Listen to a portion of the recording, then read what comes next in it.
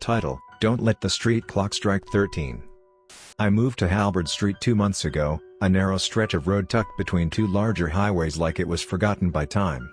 Most of the houses were pre-war, leaning slightly, their wood groaning at night like they were whispering things to each other. The rent was cheap, the neighbors silent, and I was looking for exactly that, quiet. I didn't ask questions. I didn't care why no one stayed long in this area.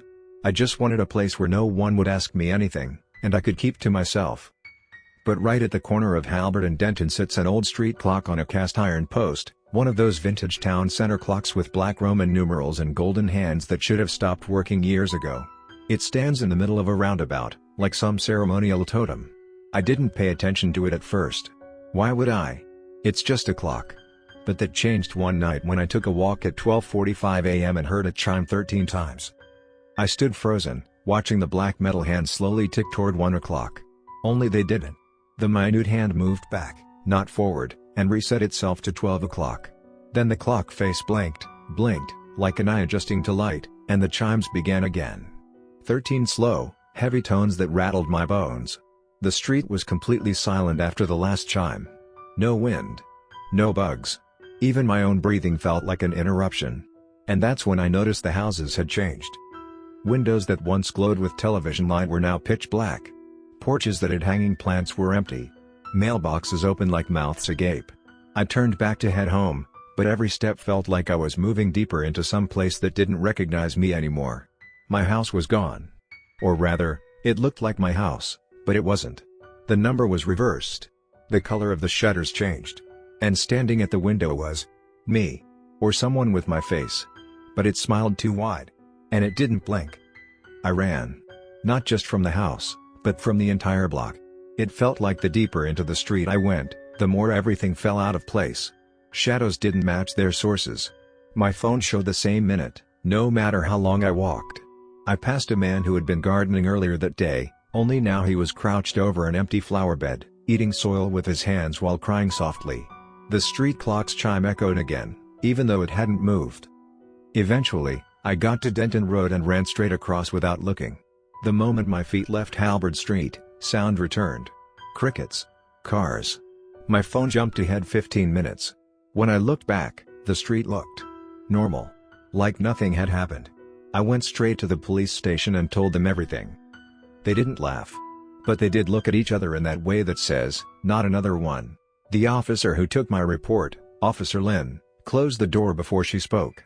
She told me, quietly, that Halberd Street had a history, and that every few years, someone new would report something strange, always involving the clock. Always after midnight. Always during a 13-chime cycle. She showed me a box of files from the last 30 years. Disappearances. People returning home to find someone else already living there, someone who had their name, their photos, their voice. And in every report, the person only saw the truth when the street clock struck 13. I haven't gone back. But I see it now from the highway when I drive by. The clock. Sometimes, even in daylight, I think I see its hands twitching backward.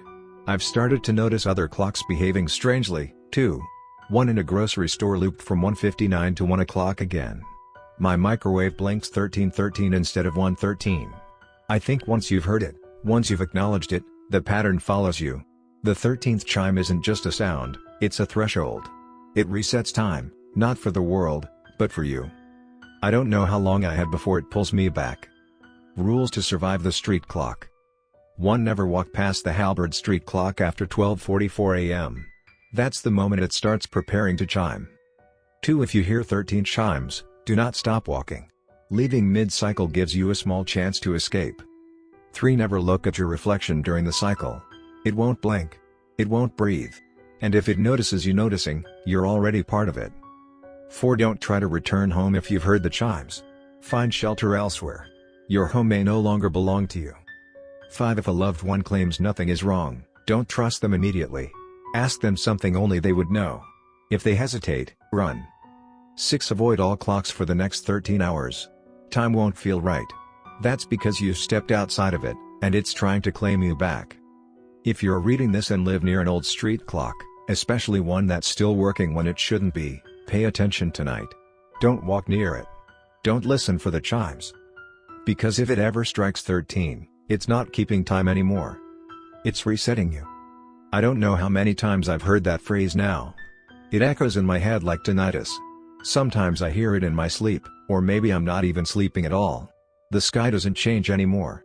It's always that purplish twilight, suspended somewhere between 4 a.m. and 6 a.m., like time's been pinned there by something that doesn't care for clocks.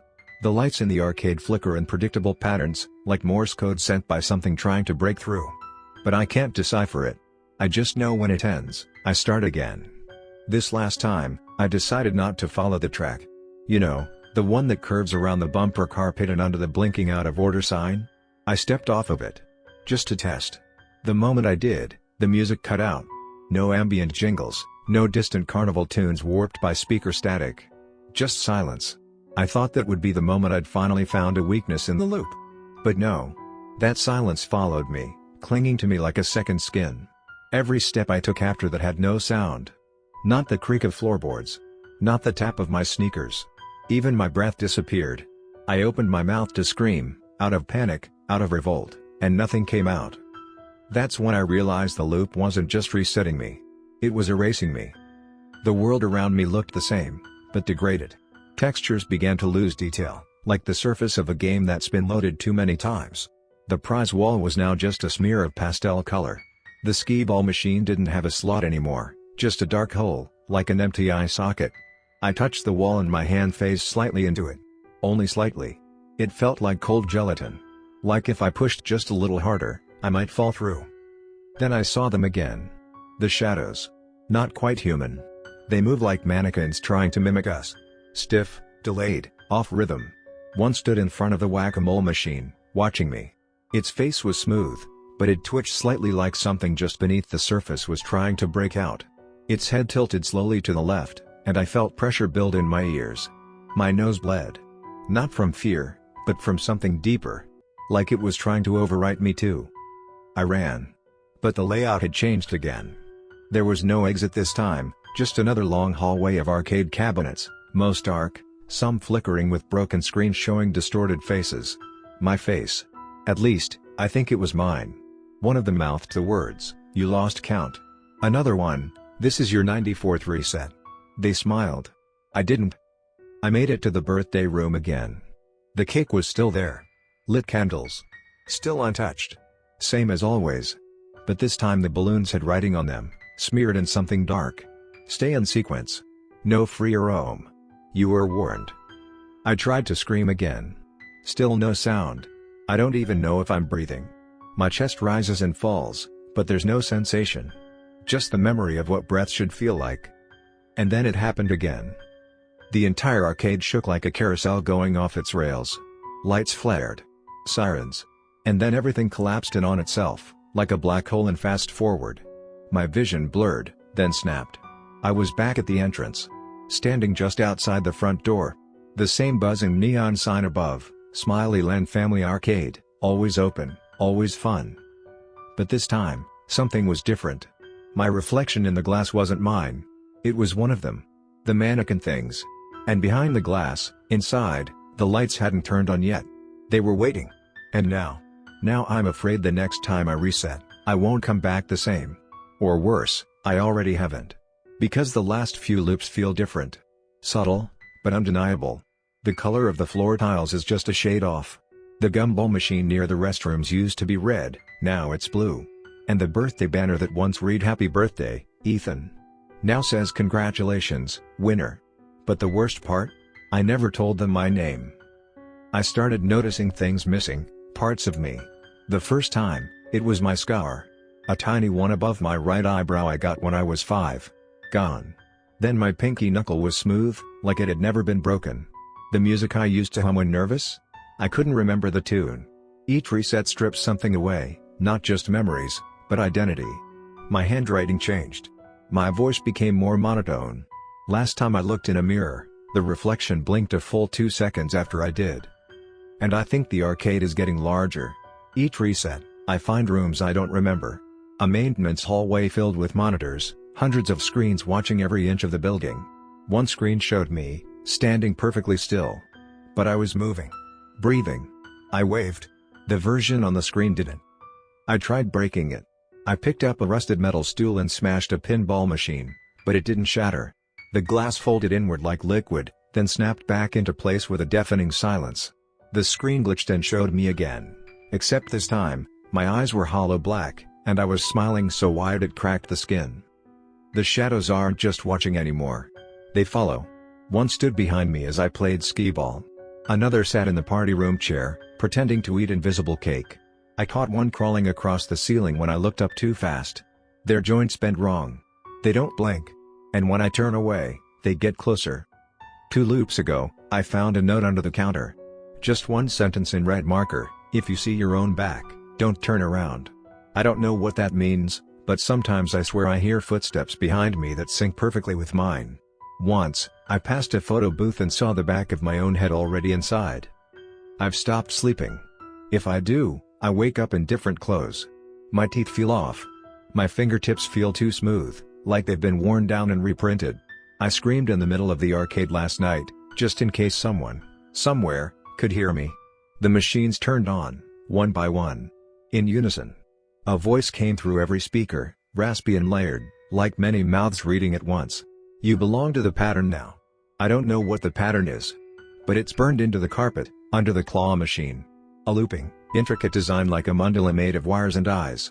I tried to trace it once.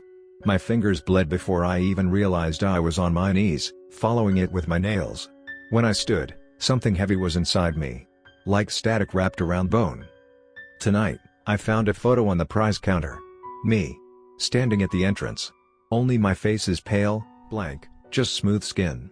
No features. No eyes. On the back, in the same red ink as before, was a new message. Resetting soon. You're almost ready. The arcade is pulsing now. The walls hum like a heartbeat.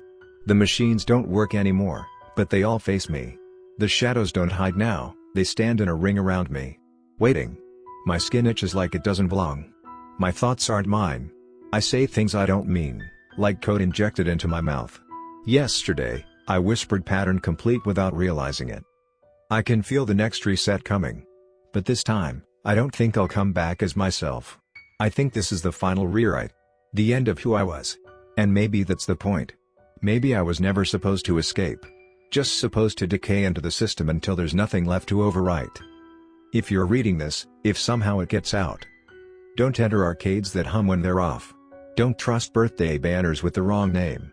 And above all else, never stay through the final reset. Because if you do, you won't leave. Not really. Just like me.